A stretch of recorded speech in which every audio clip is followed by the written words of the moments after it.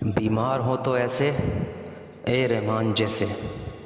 سلام دوستو، آج کی اس ویڈیو میں آپ کو دلی کی اردو تہذیب کے نمائندگان میں سے ایک سپریم کورٹ کے سینئر وکیل اور اردو زبان و ادب سے وابستگی رکھنے والے جناب عبدالرحمن صاحب کے بارے میں بتاؤں گا۔ حال ہی میں انہیں دل کا عارضہ لاحق ہوا تھا۔ اس خبر سے ان کے خیر خواہوں نے ان کی مزاج پرسی میں بڑھ چڑھ کر حصہ لیا۔ طرح طرح کی مزاج پرسیاں دیکھ دیکھ کر دل ہوتا ہے کہ بیمار ہو تو ایسے، یعنی بیمار ہوں تو اے رحمان جیسے۔ بیمار کیا، وہ تو دل کے جھٹکے کھا کر 2-3 دن میں ہی خشاش بشاش ہو کر الگ الگ اداؤں سے مزاج پرسی قبول کرنے لگے۔ دل کا پہلا جھٹکا انہیں آیا تھا تو دل میں تنبیہ کر گیا تھا کہ سدھرے نہیں تو پھر ایک نہیں 2 اسٹنٹ ڈلوا کر رہوں گا۔ یہ اللہ کا بندہ ایسے کہیں ماننے والا ہے؟ وہی ہوا جس کا ڈر تھا۔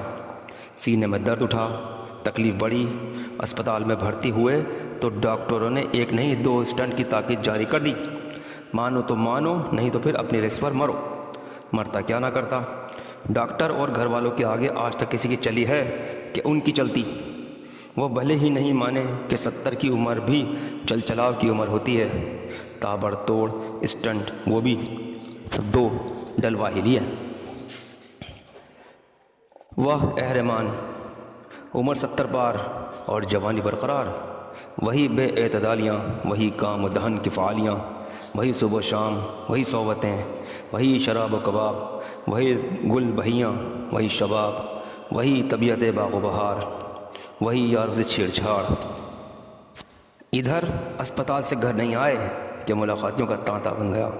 ایک گیا تو دوسرا آیا، کوئی تعریف اور عنایات کا گلدستہ لایا تو کوئی گلابوں اور کتابوں کا، تو کوئی پھلوں اور فواکہات کے تھال کو سجا دجا کر ساتھ لے آیا۔ اے رحمان، گفٹ دینے میں بھی پیچھے نہیں رہتے تو ریٹرن گفٹ دینے میں کیسے؟ یعنی اے رحمان مزاج پرسیان کو اچھا کھلا پلا کر رخصت کرتے ہیں، مگر ہیں منہ پھٹ فرمائشی۔ گھر میں اللہ کا دیا سب کچھ ہے، مگر فرمائش کرنے سے نہیں چکتے۔ ان کی فرمائش کیا پوری ہوتی ہے؟ چوگنا نواز دیتے ہیں، جس سے انکار کسی کافر کو ہی ہو سکتا ہے۔ مزاج پرسیان کی کیا ہے ہمت کہ ان عنایات کا انکاری ہو۔ اے رحمان کسی بھی موقع کو خاطرداری میں بدلنے کا ہنر رکھتے ہیں، بلکہ یوں کہیے کہ جگر رکھتے ہیں۔ اے رحمان سوشل میڈیا کا پیچھا نہیں چھوڑتے، یا یہ کمبخت سوشل میڈیا ان کا پیچھا نہیں چھوڑتا۔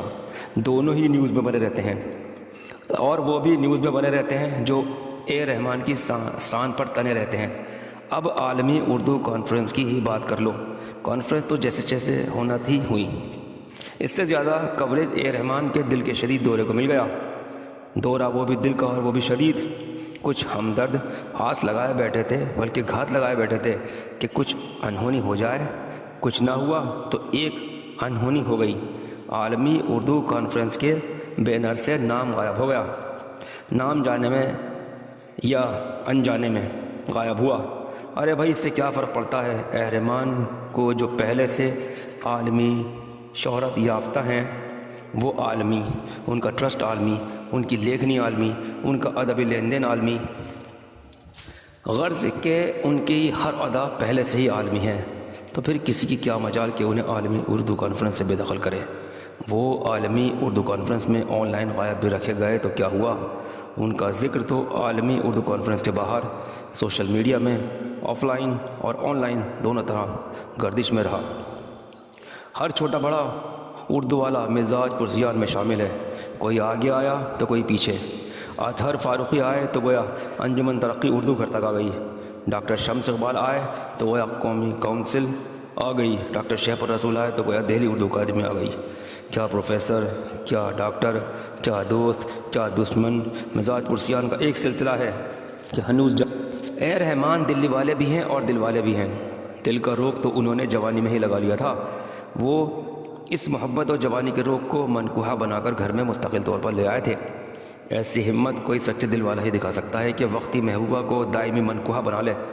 ویسے مستقل مزاجی سے تو انہیں دور کا بھی واسطہ نہیں، لیکن پہلے محبت پر آمنا و صدقنا قناعت کر بیٹھے جو آج تک قائم ہے۔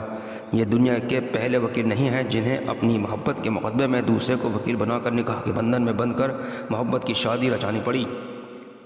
جب بات محبت کی ہے تو محبت کی زبان کی بھی بات کر لی جائے، یعنی اردو زبان کی، جو محبت کی زبان ہے اور محبت کے ساتھ ساتھ تہذیب کی بھی زبان ہے۔ بس اس کا قصور یہ ہے کہ بدلے ہوئے حالات میں یہ صرف مسلمانوں کی زبان ہے۔ اردو کتنی عالمی ہے، کتنی ہندی ہندوستانی، یہ تو لسانیات کے ماہر ہی بتا سکتے ہیں، یا پھر وہ شاعر جو بیرون ملک بسلسلہ ملازمت یا بسلسلہ روزگار رہتے ہیں اور مشاعروں میں اردو کے نام پر عالمی ہو گئے ہیں۔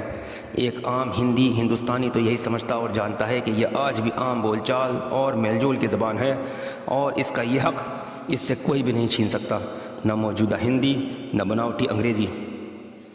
اس کا کوئی لسانی علاقہ نہیں، لیکن ہر علاقے میں بولی اور سمجھی جاتی ہے۔ یہی اس کی کمزوری بھی ہے اور یہی اس کی طاقت بھی۔ یہی خوبی اسے بہاری بناتی ہے، تو یہی اسے ہندوستانی شہری۔ انگریزی کے بعد یہ دنیا کی واحد زبان ہے جس نے تغیر و تبدل کو اپنا شعار بنایا، اسے قائم رکھا اور دنیا کی زبانوں اور ہندوستان میں بولی جانے والی کئی بولیوں اور زبانوں سے اپنے آپ کو ہم آہنگ بھی کیا، ہم رنگ بھی کیا اور اپنا سترنگی وجود بھی قائم رکھا۔ یہ شاہوں کی زبان بھی ہے، یہ فقیروں کی زبان بھی، یہ عالموں کی بھی زبان ہے، عام انسانوں کی بھی، یہ ملاؤں کی زبان بھی ہے اور پنڈتوں کی بھی۔ یہ زبان کٹ ملا بناتی ہے، ایسا الزام جہالت کی انتہا ہے۔ کوئی بھی زبان متشدد نہیں ہوتی، یہ انسان کا جارحانہ رویہ ہے جو کسی بھی زبان جیسے یہی بیان کہ اردو کٹ ملا بناتی ہے، ایسا جارحانہ رویہ وہ بھی ایک عام نہاد یوگی اختیار کرے تو دیکھ لو دکھ تو ہوگا ہی، مگر یہ جارحانہ اور متعصبانہ سیاست ہے کہ کیا کیا نہ کروائے۔ یہی وہ زبان ہے جو 20ویں صدی کی آخری نصف صدی سے فلمی شاعر ساحر لدھیانوی سے غیر فلمی شاعر گلزار دہلوی تک کی سکی بھری رہی، اور موجودہ دور میں فاروق ارگلی جیسے سینئر قلمکار سے اے رحمان جیسے دانشور قلمکار تک کی سکی بنی ہوئی ہے۔ فرض کیجئے کہ اے رحمان نہیں ہوتے تو کیا ہوتا؟ اے رحمان نہیں ہوتے تو کئی زبانوں کو جاننے والا ایک صاحب زبان اردو والا نہیں ہوتا۔ اے رحمان نہیں ہوتے تو ایک موقر اردو صحافی نہیں ہوتا۔ اے رحمان نہیں ہوتے تو اردو معاشرے اور اردو معاشرے کے مسائل کو اجاگر کرنے والا بے باک قلم نہیں ہوتا۔